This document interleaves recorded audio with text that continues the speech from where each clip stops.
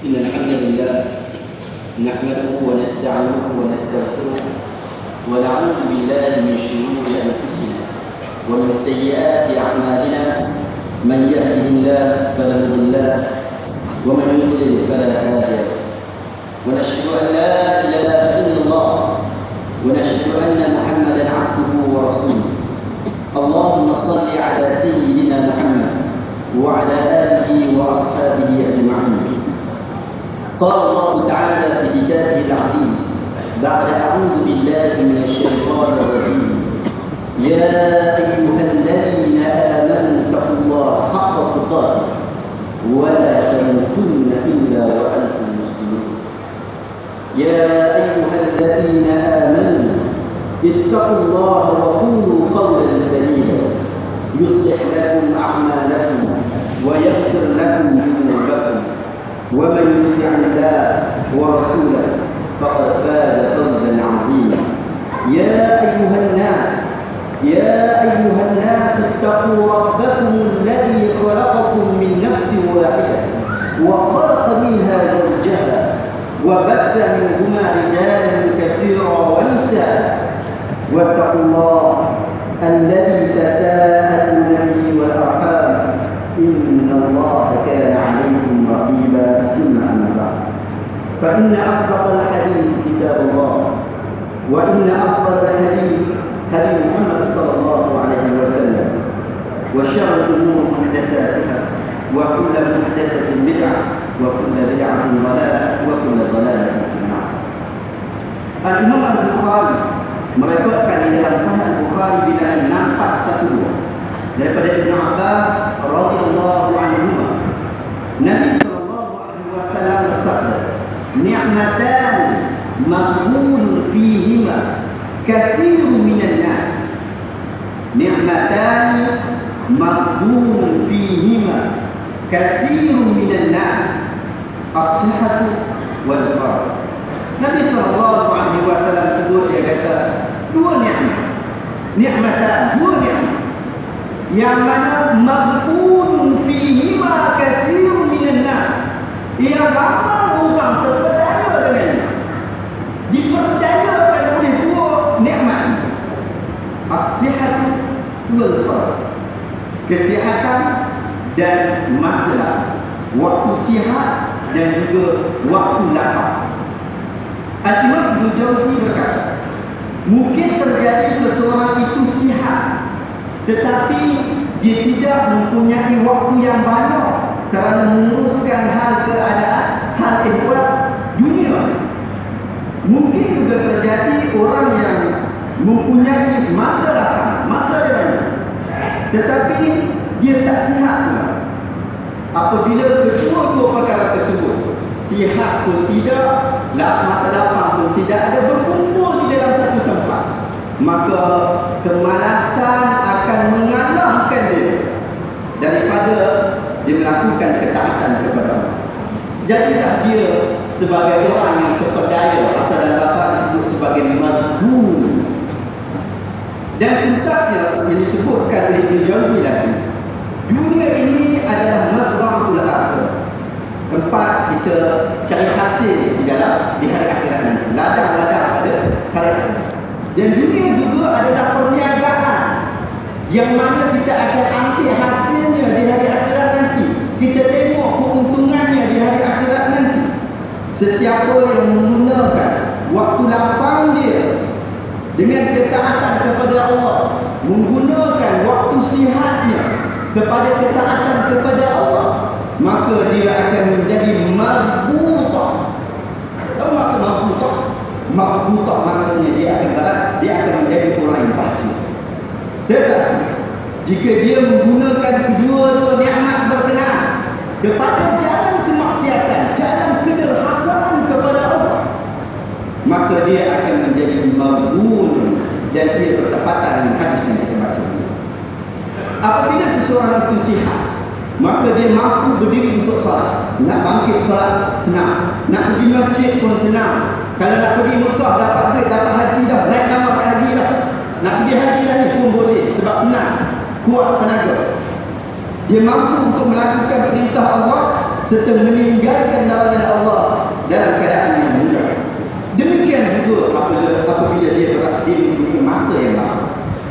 Tetapi ramai daripada kalangan kita yang tewas dengan dua nikmat ini.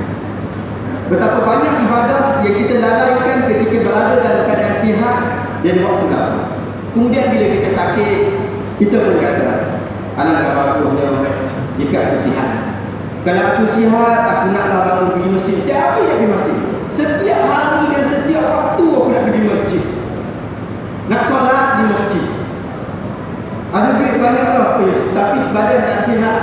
Aku harap kalau aku sihat, nanti Allah Ta'ala bagi aku sihat, nanti aku nak pergi haji. Tapi malah tuan-tuan, bila dia dah sihat, dia sakit tadi, dia cakap macam tu. Bila dia sihat, dia lupa balik apa yang dia kata. Nikmat ini bahaya, tuan-tuan. Ini nikmat yang Nabi SAW ingatkan. Betapa ramai orang yang telah diberikan masa dan kesihatan yang baik, tetapi dia meninggalkan kebaikan. Apabila dia diuji, dia merasa sesak. Tetapi malangnya apabila dia sihat kembali, dia tidak mengenal azabnya sebelum. Tuan-tuan, Allah Ta'ala ingatkan kita tentang penyesalan yang maha besar di alam barzakh.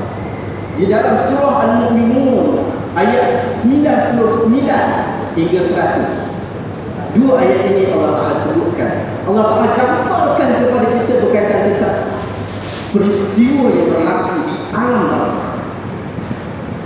Allah Ta'ala sebut, hatta idza jaa ahadahum al-maut qala rabbi irji'un la'alli a'malu salihan fima tarak. Kalla innaha kalimatun huwa qailuha wa min wara'ihim barzakhun ila yawmi yub'atsun.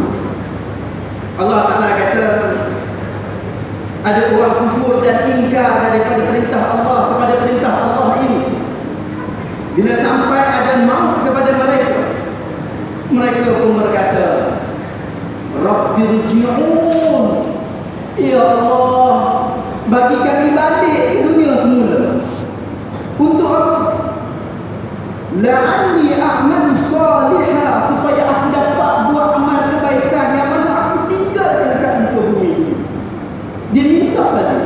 Apa Allah Ta'ala kata? Kalla. Allah Ta'ala kata, tidak, dan macam mana boleh kami nak bagi kamu balik semua. Sesungguhnya perkataan itu hanyalah kata-kata yang dia saja yang kata, dan dia berada di alam barzakh yang mereka tinggal tetap padanya hingga hari mereka dibangkitkan semula pada hari kiamat. Dia dah duduk kat dalam alam barzakh, tak boleh nak buat apa, tak boleh nak balik dah. Justru itu tuan-tuan, masa dan kesihatan kita hendaklah dimanfaatkan sebaiknya bagi memenuhi ketaatan kepada Allah Subhanahu Wa Taala. Kerana ketika itulah hati menjadi lapang, sihat badan sihat, hati menjadi lapang, jiwa tenang, dan juga kita mampu untuk beribadah dalam keadaan yang serius. Tuan-tuan yang dirahmati oleh Allah SWT sekalian, pada musim cuti sekolah yang akan berakhir beberapa minggu lagi, saya ingin mengingatkan kepada tuan-tuan supaya bahawa ibu bapa bertanggungjawab di dalam memastikan program anak-anak kita. Anak-anak tidak boleh dilepaskan bebas untuk melakukan apa sahaja yang mereka suka. Dan mereka juga tidak sepatutnya duduk dekat rumah 24 jam main game. Seperti bermain game dari jam 7 pagi sehingga 7 malam. Tidak salah memberikan masa mereka berhibur, tetapi tidak boleh secara berlebih-lebihan. Ibu bapa perlu mengatur program anak-anak mereka. Jika ia berlebihan, dikira sebagai melampau, dan perbuatan melampau tidak ada di dalam agama kita. Anak-anak juga hendaklah diajar ataupun diberikan pengetahuan tentang keadaan umat Islam pada hari ini. Anak-anak kita kena tahu isu-isu semasa, yang mana sekarang umat Islam dilabel dengan labelan teroris, pengganas. Calon Presiden Amerika Syarikat daripada Parti Republikan, Donald Trump, orang kaya besar, dia nak jadi presiden. Dia bagi kenyataan, dia menggesa supaya umat Islam tidak dibenarkan memasuki negara itu. Ekoran dari kejadian tembakan di California baru-baru ini. Mereka mendakwa bahawa ia dilakukan oleh ISIS dan ISIS pula ialah pendukung Islam. Itu dakwaan mereka. Maka mereka silap besar kerana ISIS adalah pengganas, ataupun istilah yang Allah pakai, Daesh. Manakala Islam adalah agama kasih sayang, setiap perbuatan pengganas ISIS tidak melambangkan Islam, tetapi ia melambangkan kesesatan di dalam agama, kesesatan di dalam beragama. Mereka lakukan apa yang mereka suka, kemudian mereka sandar kepada agama kita. Muzakarah Fatwa Kebangsaan yang bersidang pada 21-22 Oktober 2014 telah membuat keputusan seperti berikut. Kebanyakan para ulama ahli sunnah wal jamaah di seluruh dunia telah mengingatkan umat Islam agar tidak terpengaruh dengan kumpulan ISIS ini, kerana ideologi keganasan dan sikap mereka yang mengkafirkan orang tidak sehaluan dengan mereka dan menghalalkan darah mereka. Mereka membunuh rakyat tidak berdosa dan menghalau golongan Kristian dan Yazidi dengan penuh kezaliman. Para ulama ahli sunnah di seluruh dunia melabelkan ISIS atau Daesh ini sebagai khawarij di zaman moden, dan jumhur ulama ahli sunnah bersepakat mengenai kesesatan dan juga penyelewengan golongan ini dan memperingatkan umat Islam agar tidak terpedaya dengan segala propaganda ISIS atau Daesh ini. Anak-anak kita perlu tahu tentang isu-isu ini, isu-isu semasa ini, supaya mereka tahu bagaimana agama kita sekarang ini. Abu Bakar pernah berkata dalam khutbah, adakah agama ini akan hancur? Adakah agama ini akan rosak sedangkan aku masih hidup? Dan disebutkan oleh para sahabat berkaitan tentang sirah-sirah, tentang perjuangan-perjuangan Nabi SAW. Diajarkan tentang sirah, diajarkan tentang perjuangan Nabi kepada anak-anak mereka.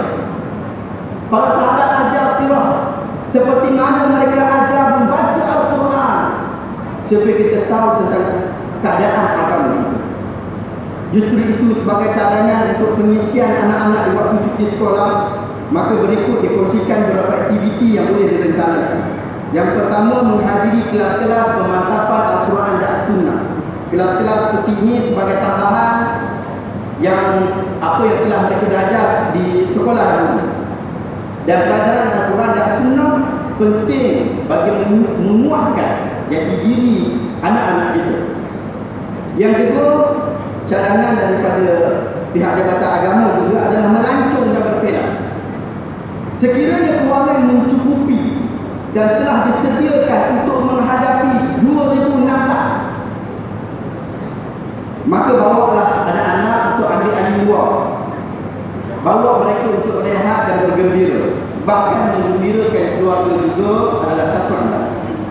Ikut juga yang ketiga, kem cuti persekolahan. Program seperti ini biasanya dianjurkan oleh pihak sekolah, syarikat swasta dan sebagainya. Dan di masjid kita ini juga diadakan karnival cahaya iman pada hari Sabtu dan Ahad ini. Bagi memenuhkan program anak-anak kita kena ikut. Begitu juga program-program yang lain yang disebutkan oleh pihak masjid. Kemudian yang keempat, kelas tambahan. Ia merupakan cadangan yang positif, terutamanya anak-anak kita yang lepaskan ataupun tahun depan nak ambil UPSR, PT3, SPM, STPM, STAM. Ada kelas tambahan ni bagus untuk mereka bersedia menghadapi tahun hadapan. Juga kursus jangka pendek. Bagi meningkatkan kemahiran anak-anak, ibu bapa boleh mendaftarkan mereka ke institusi-institusi yang menganjurkan kursus jangka pendek mengikut minat mereka, seperti kelas ICT, kelas bahasa Inggeris, kelas bela diri, kelas renang dan sebagainya. Bagi pelajar bahasa STM, STAM, STPM dan lain-lain, mereka juga boleh memenuhkan masa mereka dengan bekerja bagi menambah pengalaman hidup. Mereka juga boleh belajar membantu kewangan keluarga, sekalipun gaji tidaklah banyak, tetapi ia bermanfaat untuk pengalaman anak-anak tersebut. Mereka juga dicadangkan untuk mengikuti seminar-seminar serta expo pendidikan yang biasanya dijalankan bermula tamatnya peperiksaan sehingga keluarnya keputusan SPM. Allah Ta'ala berfirman tuan-tuan, tilka ummatun qad khalat laha ma kasabat wa lakum ma kasabtum wala tus'aluna 'amma kanu ya'malun. Allah Taala sebut dalam surah Al-Baqarah ayat 134, ayat 141. Dua ayat yang berulang pada muka surat sebelahnya sahaja. Allah Taala kata tilka ummatun qad khalat. Itu adalah umat yang telah lalu. Laha ma kasabat, bagi mereka apa yang mereka lakukan. Orang lain bagi mereka apa yang mereka lakukan. Amalan kebaikan yang mereka lakukan, mereka dapat itu. Walakum ma kasabtum, dan bagi kita ini apa yang kita lakukan dalam kehidupan kita. Dan Allah Taala sebut dalam ayat itu juga, wala tus'aluna 'amma kanu ya'malun. Kamu ataupun mereka tidak akan ditanya berkaitan tentang apa yang kamu lakukan. Kamu yang akan ditanya berkaitan tentang apa yang kamu lakukan. Barakallahu li wa lakum fil Qur'anil azim wa nafa'ani wa iyyakum bima fihi min al-ayati wa hakim. Wa astaghfirullahal azim li wa lakum wa lisa'il muslimin min kulli dhanb fastaghfiruhu